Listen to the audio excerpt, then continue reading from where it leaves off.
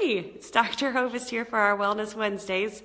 It caught me off guard. It wasn't recording, then it was. So today we are going to talk about pelvic girdle pain, which is very common in pregnancy and it's extremely painful. So if you've never had it, you're lucky.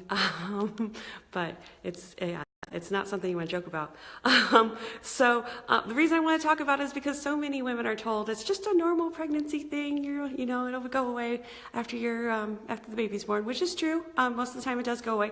But we're going to talk about some reasons why you want to take care of it before you have the baby. So let's talk about. I'm going to explain a little bit of the anatomy because I'm an anatomy nerd and I used to teach anatomy in college, and I don't know, I feel like if you understand what the structure looks like, maybe you'll understand a little bit better. Okay, we're talking about this area right here. As you are pregnant, this area widens a little bit, which is good because you need that baby to get through that hole, so it's important. But it can also cause pain because, as it's widening, it can shift just a little bit, and that can be painful.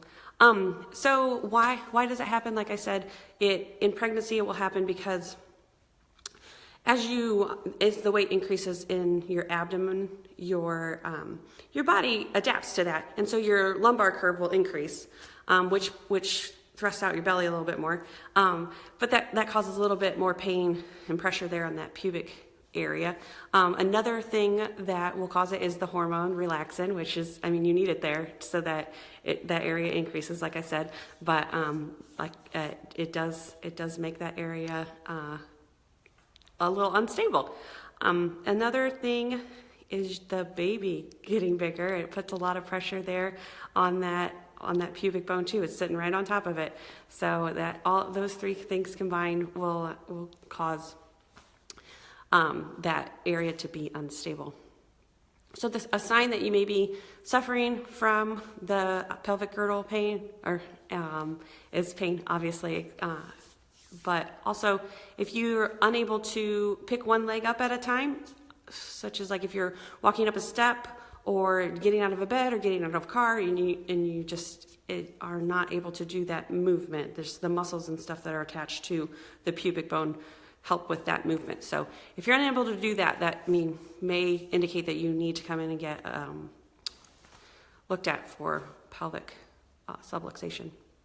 So treatment, obviously, I'm going to say chiropractic is the best thing you can do for it. If it's misaligned, we can get it back in it's pretty straightforward adjustment. I do use a tool because you can turn the tension down on the tool to lower than I could even thrust with my hand. So I like to be super careful in that area because it's really tender. But the adjustment itself is not painful. It's just the area is tender. But once we get it in, usually the mom gets some relief. But then also, if you want to ice it at home, that's another thing you can do. There's some homeopathic herbs that you can take to decrease inflammation. And then the pregnancy belt is another great thing that you can start using to kind of hold that area together to keep it from misaligning. I wish you could kinesio-tape the area, but you really don't want to be taping down there.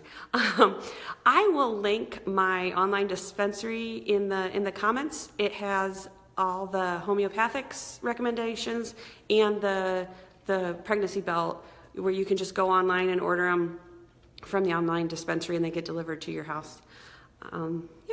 So there are some women that are like, I'm just going to tough it out. It's fine. It's going to go away once the baby's born, which is normally true. It usually does go away once the baby's born. But I just want to caution that I want to show you this picture here because, again, anatomy nerd. This pubic bone here is, it has got ligaments attached to it that are attached to the uterus.